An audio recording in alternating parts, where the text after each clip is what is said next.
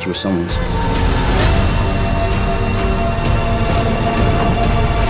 You trust me?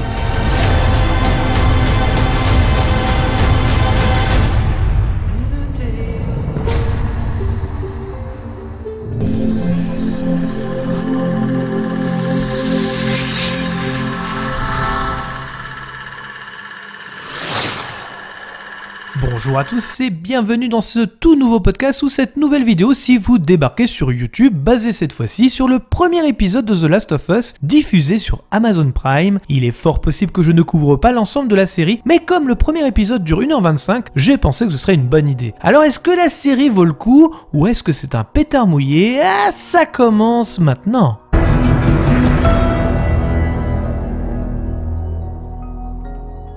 The Last of Us est une série télévisée américaine de 9 épisodes créée par Craig Mazin et Neil Druckmann, diffusée le 15 janvier sur la chaîne HBO et le 16 janvier bien sûr sur Amazon Prime. L'histoire se déroule dans un futur proche où une pandémie a décimé la quasi-totalité de la population. Il s'agit d'un virus qui existe réellement chez les insectes, cependant, compte tenu du réchauffement climatique, ce champignon a réussi à s'acclimater cette fois-ci dans l'organisme humain. On nous explique en introduction, un lanceur d'alerte d'ailleurs, lors des années 60, les dangers d'une future pandémie. Début des années 2000, nous suivons donc Joel, sa fille et son frère dans la vie de tous les jours quelques heures avant que les premiers infectés contaminent la planète. Parlons donc sur le rythme de la série. Déjà ceux qui connaissent le jeu et son histoire, on sait déjà que c'est le soir que ça va commencer. Et l'attente est assez exemplaire et stressante. Pour ceux qui n'ont pas joué au jeu, eh bien c'est la manière d'introduire et de s'attacher à cette famille directement en quelques scènes. On sait que ça va arriver depuis l'introduction et la sauce monte progressivement jusqu'à l'explosion. Vous noterez que ce n'est plus en 2013 qui est choisi, mais en 2003 pour la simple et bonne raison que les smartphones, avec les informations que nous avons en instantané, n'existent pas encore, ce qui paraît beaucoup plus crédible sur le début de l'infection. Et là, on note déjà les différences entre le jeu vidéo et la série, on en apprend plus sur la pandémie et comment ce champignon, qui je le rappelle existe mais contamine les insectes, se développe et interagit avec son hôte. On voit également un peu plus la vie de Joel et la vie de famille. Afin d'avoir un moment émotionnel fort, on se centre sur la fille de Joel, on s'attache facilement et on comprend rien qu'au dialogue, la relation fusionnelle qu'ils entretiennent. Si certains dialogues sont repris, au mot près un peu du jeu vidéo, nous avons aussi quelques ajouts qui sont le bienvenu. Certaines scènes sont du copier-coller, la mise en scène reprend les mêmes éléments, les acteurs sont vraiment très bons, bref, de quoi ravir à la fois les joueurs, mais aussi les spectateurs qui ne connaissent rien à cet univers. La meilleure adaptation de jeu vidéo, oui, très certainement, mais il ne faut pas oublier que le jeu vidéo est presque déjà un film interactif, comme si la série était déjà pré-mâchée pour les storyboards afin de les faire en live action. On peut alors se demander la légitimité du projet, une véritable question. La vérité, c'est qu'il s'agit d'une série destinée à ceux qui n'ont pas joué aux jeux vidéo afin de partager cet univers et cette histoire avec les autres. Les joueurs, quant à eux, peuvent revoir cette histoire autant qu'on revoit un film culte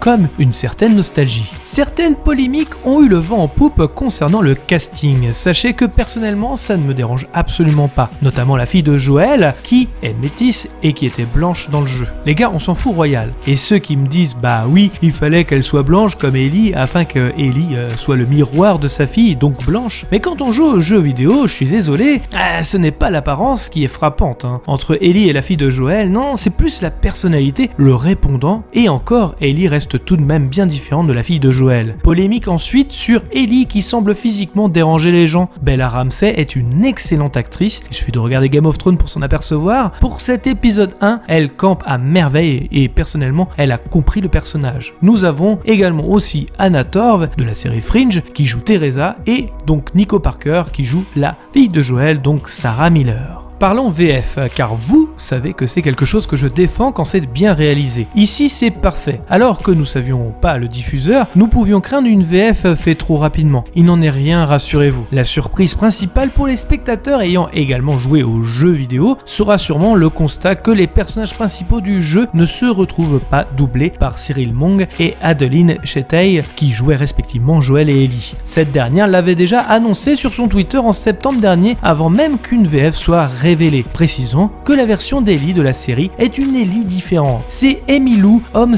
qui se charge de la retranscrire en VF. La doubleuse récemment en charge de la Mercredi de Jenna Ortega avait également doublé Bella Ramsey pour son rôle en tant que Lyanna Mormont dans Game of Thrones. Vous avez fait serment d'allégeance à la maison Stark, Lord Clover. Mais quand elle a connu ses heures les plus sombres, vous n'avez pas rejoint Lost.